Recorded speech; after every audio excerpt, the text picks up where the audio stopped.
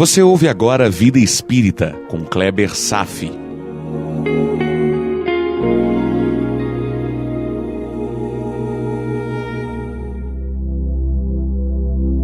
Nosso Lar, capítulo 45, no campo da música, parte 3. André Luiz visita e descreve detalhes sobre os campos da música. Mas dentro do mesmo capítulo, apreendemos outros ensinamentos importantes. O primeiro é sobre a maneira como enxergamos e sentimos o mundo ao nosso redor, seja por resultado da influência de forças externas do ambiente, mas seja principalmente como resultado das luzes que extravasamos do íntimo de nossa alma. André Luiz estava amando seu novo ofício em meio a um ambiente pestilento. Essa emoção era fruto do que já estava vibrando dentro de si. Noutra época, ainda quando encarnado, provavelmente esse sentimento não se manifestaria. Hoje, meu irmão, vou analisar um segundo ponto que observei no capítulo.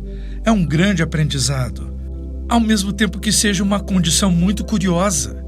Eu vou ler um trecho do capítulo onde André Luiz diz o seguinte, abre aspas: Eu tive a satisfação de rever a senhora Laura e informar-me quanto ao retorno, pela desencarnação, da abnegada mãe de Heloísa, que deveria regressar do planeta na próxima semana.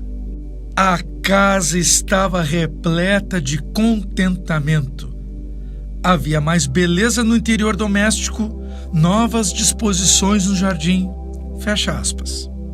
Observe que enquanto a desencarnação causa aflições e tristezas para os que permanecem aqui neste mundo, esse mesmo fato cria um ambiente de alegria para a recepção do mais novo desencarnado. Desespero de um lado, felicidade do outro. Muito bem. Agora eu vou comentar um terceiro aspecto que eu observei nesse capítulo e foi apresentado por Lísias num pequeno trecho que eu vou ler agora. Abre aspas. Só é verdadeiramente livre quem aprende a obedecer. Parece paradoxo, todavia é a expressão da verdade. Fecha aspas. Meu irmão, quanta profundidade encerrada em tão singelas palavras. Qual a lição por trás de tais palavras? Sempre lembrando a todos que eu sou apenas um estudioso da doutrina espírita e que por essa posição de aprendiz sempre aconselho que todos estudem e desenvolvam suas próprias teses.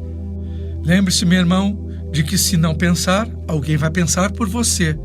Se não decidir, alguém tomará a decisão por você. Autonomia, livre-arbítrio, liberdade. Lute por isso, meu irmão. É um direito inalienável. E é justamente sobre liberdade que essas palavras de Lísias estão nos remetendo. Só é verdadeiramente livre quem aprende a obedecer. Mas obedecer a quem? Obedecer o quê? Deus é a inteligência suprema, causa primeira de todas as coisas, e nos criou simples e ignorantes. Há 3 princípios universais para lembrar aqui, já estudamos há algum tempo atrás. Primeiro, o Criador, Deus. Segundo, as suas criaturas, ou seja, o princípio material e o princípio espiritual. Deus, matéria e espírito, a Trindade universal. De sua vontade fomos gerados, num estado que é impossível de se conhecer.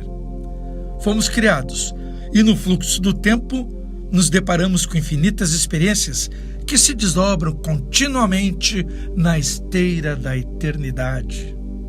Um dia já vibramos como seres inertes, entremeando todas as formas minerais da natureza. Evoluímos para seres vegetais, aprendendo os rudimentos da sensibilidade. Adiante ensaiamos os movimentos instintivos dos animais, para só depois despertar a razão na atual fase humana. É uma colossal epopeia. É a fase humana, um momento que marca a individualização do espírito, ser pensante com autonomia para decidir, ok? Temos o livre-arbítrio e vamos vagarosamente nos desfazendo dos instintos. Percorremos longa estrada, do átomo ao arcanjo. Vamos examinar melhor. Na etapa humana, Deus nos concede autonomia na tomada de decisões.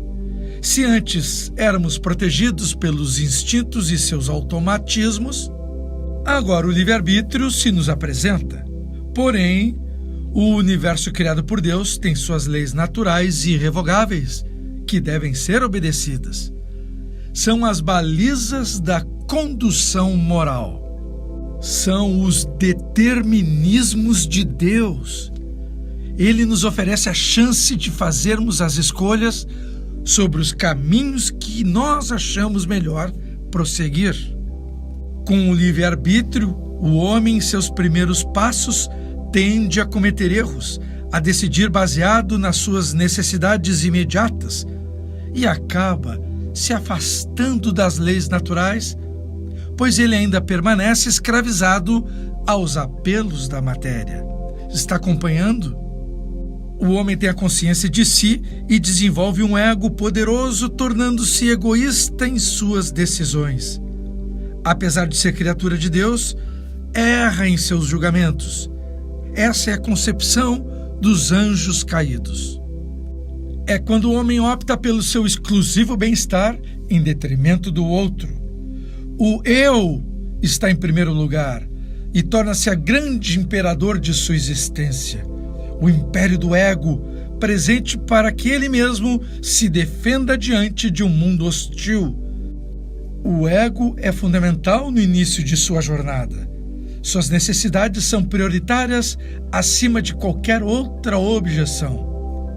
Busca a saciedade e o prazer, mesmo que destrua o seu semelhante. Hoje ainda encontra-se assim, porém um pouco mais atenuado, contido pelas teias das leis sociais humanas, pois do contrário nos destruiríamos uns aos outros. Porém ainda se mantém distante dos grandes princípios do amor e da fraternidade. Então o homem ou se move dentro das diretrizes das leis naturais de Deus, ou fora delas, numa perturbadora queda moral. Fora das diretrizes divinas, se defronta com a dor e o sofrimento, que são consequências inequívocas de suas ações desequilibradas. Com um ego dilatado, transbordante de necessidades, torna-se escravo de si mesmo, escravo de seus desejos. O desejo, como nos ensinam os budistas, é a fonte de todo sofrimento.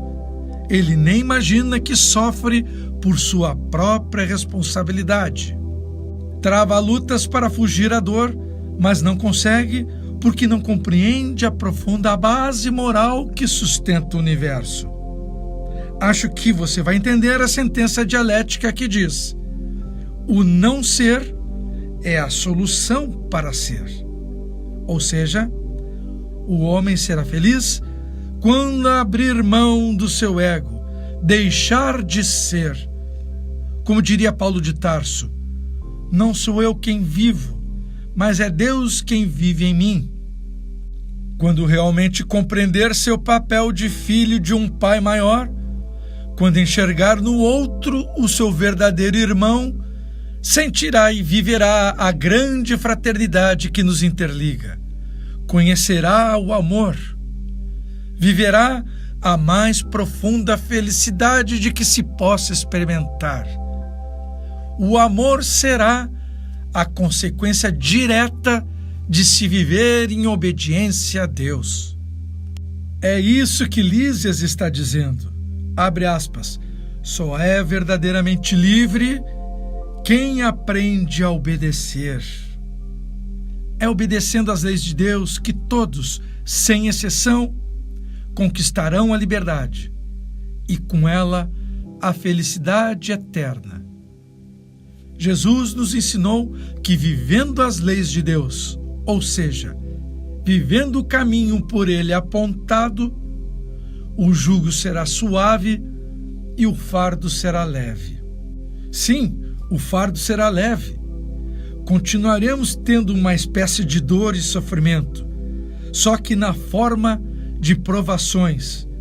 A dor e sofrimento como instrumentos de educação do espírito para que ele possa vencer os desafios e se elevar.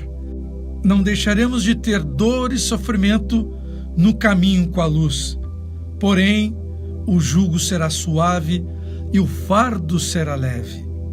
A expiação é diferente da provação. A expiação é a colheita da nossa ignorância. A provação é o caminho para despertar a luz que todos nós já carregamos dentro de nossa alma. Nós construímos pelo livre-arbítrio o nosso próprio cativeiro. Criamos e alimentamos o nosso próprio ambiente espiritual e somos responsáveis pela nossa dor e pelo nosso sofrimento. Romperemos esse ciclo autodestrutivo. Nos libertaremos desta escravidão moral autoimposta no dia em que formos obedientes às leis de Deus. Eu vou reler a observação de Lísias e você vai compreender melhor o que ele quis dizer. Só é verdadeiramente livre quem aprende a obedecer. Por hoje era isso. Desejo paz a todos e até breve. A Rádio Idefran apresentou Vida Espírita, com Kleber Safi.